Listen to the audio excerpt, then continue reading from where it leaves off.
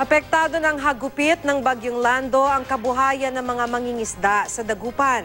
Makibalita tayo live kay Joyce Segi. So Joyce, kumusta na yung panahon dyan?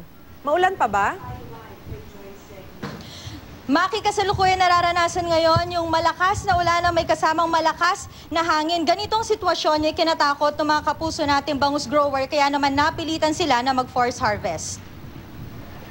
Napilitang mag-ani ng mga alagang bangus ang ilang fish growers sa lungsod ng Dagupan nitong weekend dahil sa takot na umapaw ang palaisdaan at masayang ang kanilang pinaghirapan bunsod ng pananalasa ng Bagyong Lando. Bunsod nito, bagsak presyo ang bangus at hipon sa merkado. Bumaba ng 20 pesos ang kada kilo ng bangus, samantalang halos kalahati naman ay binagsak sa presyo ng hipon.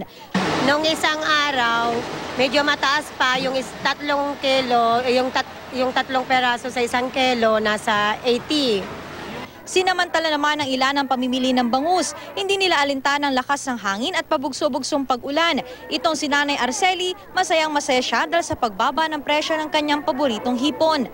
Ngayon, ang binili ko hipon dahil mura. Magkano pong kilo ng hipon ngayon? Ay, 200 lang, pero ito 150 lang. Dati po, 400, 500, ngayon. Samantala, ramdam din sa Magsaysay Fish Market ang hagupit ni Bagyong Lando. Apektadong kalakalan dahil sa mga nasirang pwesto dulot ng malakas na hangin at ulang dala ng bagyo.